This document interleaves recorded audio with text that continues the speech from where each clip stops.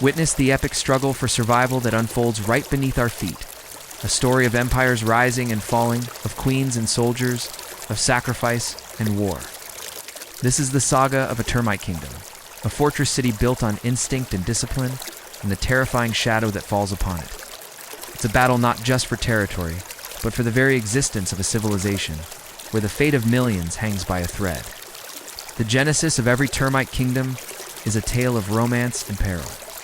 It all begins with the nuptial flight, a celestial ballet under the moonlit sky, winged princes and princesses, the future royalty. Take to the air from their natal nests in a massive, synchronized exodus. Their journey is fraught with danger. The vast majority will not survive the night, falling prey to opportunistic hunters or succumbing to the elements. Yet against all odds, a few find their destined partners. Surviving pair, a new king and queen, will descend to the earth, shed their wings, and embark on the monumental task of founding a new dynasty. They dig into the soil, creating the first chamber of what will become a sprawling underground metropolis. Here, the queen's transformation begins. Body elongates, swelling into a colossal living engine of reproduction. She becomes the heart of the colony, a sacred vessel laying tens of thousands of eggs each day, birthing the generations that will build, defend, and sustain their empire. This burgeoning empire is a masterpiece of biological engineering. The termite mound is far more than just a pile of dirt. It is a living, breathing superorganism. Below the surface lies an intricate labyrinth of tunnels, chambers, and galleries. It's a city with a sophisticated, self-regulating climate control system that maintains optimal temperature and humidity for the colony's survival. This complex society thrives on a rigid caste system, perfect division of labor where every individual has a purpose, driven by unwavering discipline and absolute devotion to the whole. The workers, blind and tireless, are the builders, the farmers, and the caretakers. They construct and repair the nest, cultivate vast subterranean fungus gardens that serve as the colony's primary food source, and diligently feed every other member of the kingdom, from the youngest larvae to the mighty queen herself. Protecting this bustling society are the soldiers. With their disproportionately massive heads and powerful crushing mandibles, they are the living weapons of the colony, the dedicated warrior class that stands ready to defend the fortress against any invader. At the very core of this entire structure, hidden deep within the most fortified royal chamber, lies the queen. She is the origin and the future of the kingdom. Her life dictates the fate of the entire colony. Her pheromonal commands are law, and her survival is the singular, ultimate objective that unites every single termite in a bond of sacrifice and duty. However, even in its early days, the kingdom is not without its threats. The world outside the mound is a dangerous place, and danger often comes in small, persistent forms. Black ants, opportunistic and relentless, patrol the surrounding territory. Lone worker termites, straying too far while foraging, are easily picked off, creating a constant low-level pressure that tests the colony's defenses and reminds them of their vulnerability. This persistent attrition is a war of 1,000 cuts, a daily struggle for resources and survival at the Empire's periphery. But the most devastating threats come not from other creatures, but from the raw, untamable power of nature itself. Disaster can strike without warning. One stormy night, a bolt of lightning smashes into the mound, igniting a fire that scorches a significant portion of the above-ground structure, sending shockwaves of panic through the colony. Before they can fully recover, the heavens open up. A torrential downpour ensues, turning the scorched earth into a deluge of mud. Water floods the upper tunnels, collapsing chambers and turning the carefully constructed nest into a quagmire. The deluge reaches critical levels, threatening the royal chamber itself, nearly drowning the queen and destroying the precious brood chambers where the next generation is nurtured. Communication lines are severed, and the colony is thrown into a prolonged state of crisis, desperate battle against the very elements. Just as the beleaguered kingdom begins to recover from the ravages of nature, a far more terrifying enemy appears on the horizon. They are the army ants, a name whispered in fear throughout the insect world. Unlike the termites, they are not builders of cities, but nomadic conquerors, a ruthless predatory legion in constant motion. Their entire species is an army on the march, migrating across vast distances in columns that can stretch for miles. They are the ultimate predators, possessing an extreme level of coordination that allows them to overwhelm and annihilate everything in their path. They do not build permanent nests.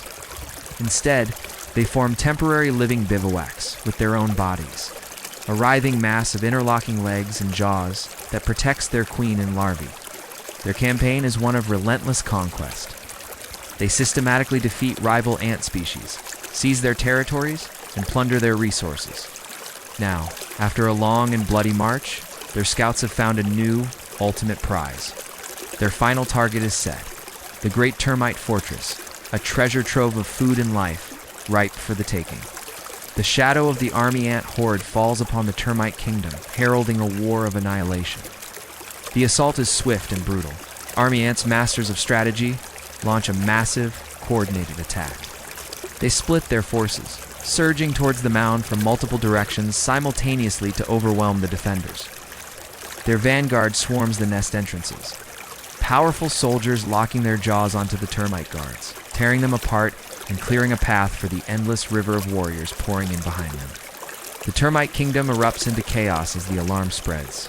The invaders flood the outer tunnels, a tide of death consuming everything they encounter. Faced with an existential threat, the termites' ingrained discipline takes over. Their response is immediate and desperate. Their first priority is the queen. Workers frantically seal off the tunnels leading to the royal chamber, nosing their own bodies in mounds of earth to create a final impenetrable barrier. Around this sanctum, soldiers form a living, defensive ring, a last stand to protect the mother of their entire race. Throughout the upper levels of the nest, a horrific battle rages.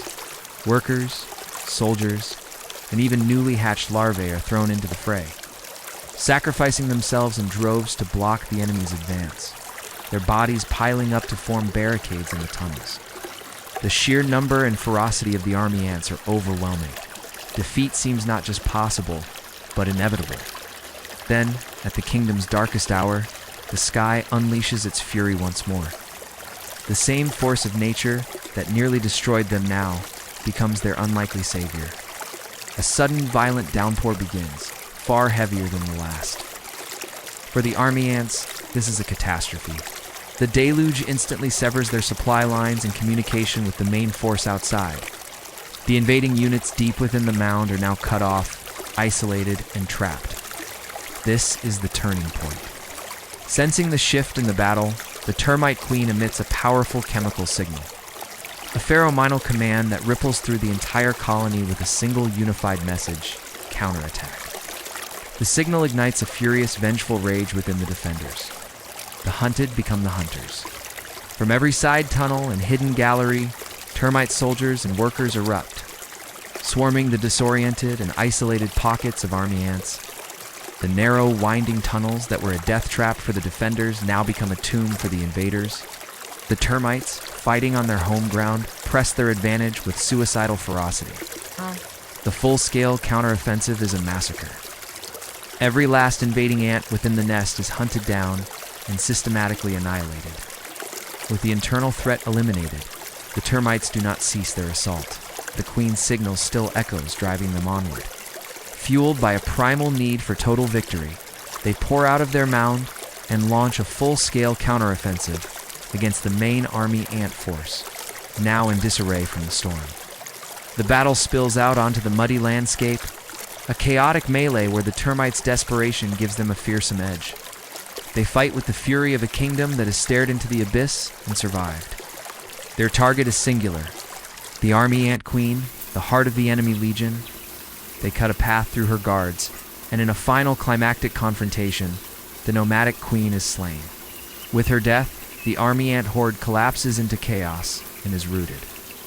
The war is over. The termite kingdom has endured.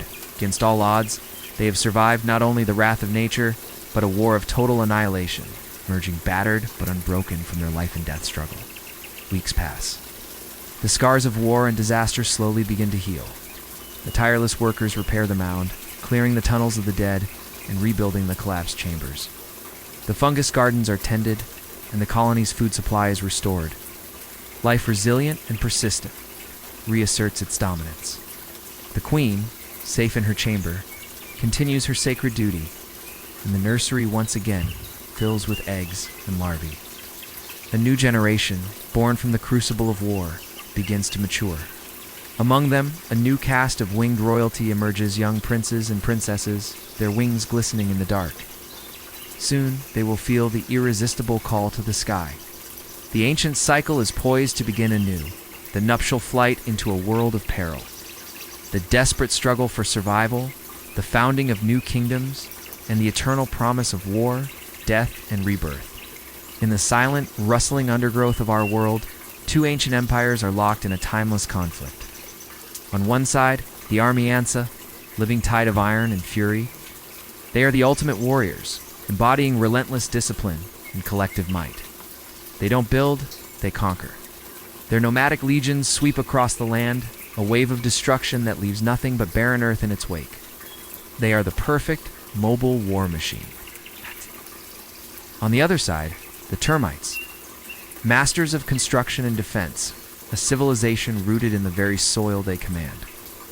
For millions of years, they have built magnificent labyrinthine fortresses beneath the earth, complete with complex social structures, fungal farms, and a deep ancestral memory. They are the builders, the guardians of an ancient legacy. This begs the question, is the destroyer always stronger than the builder? We often assume the clash between ants and termites is just a primal hunt for food. But what if it were something more? What if the ants weren't just driven by instinct, but by a pull they couldn't understand, drawn towards a specific ancient termite mound?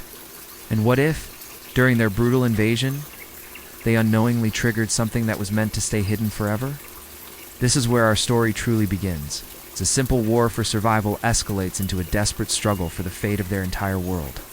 Deep within the central chamber of the termite nest, past the royal court and the fungal gardens, lies a secret. Not a treasure, but a seal.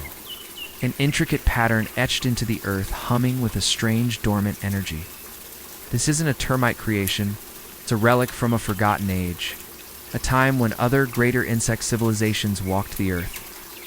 Or perhaps it's a prison, a magical cage holding back a world-ending entity, a nameless horror that once brought all life to the brink of extinction. The termites have guarded it for generations, not knowing its true purpose, only that it must never be disturbed. But now, as the blood of both ant and termite seeps into the soil, the seal begins to glow. The war of the present is awakening the catastrophe of the past. The conflict has reached a point of no return. The army ants, sensing a prize of unimaginable power, intensify their assault. They employ their most terrifying tactic, the swarm. A living, breathing carpet of millions of soldiers, flowing over defenses, filling every tunnel, overwhelming the termites with sheer, unstoppable numbers. They are a force of nature, a flood of claws and mandibles. But the termites are not so easily conquered. Their fortress is a death trap. They collapse tunnels, burying legions of ants alive. They unleash specialized suicide soldier castes, their bodies packed with toxic chemicals, who explode in clouds of acid, melting ants where they stand. Each side is now convinced that total annihilation of the other is the only path to survival.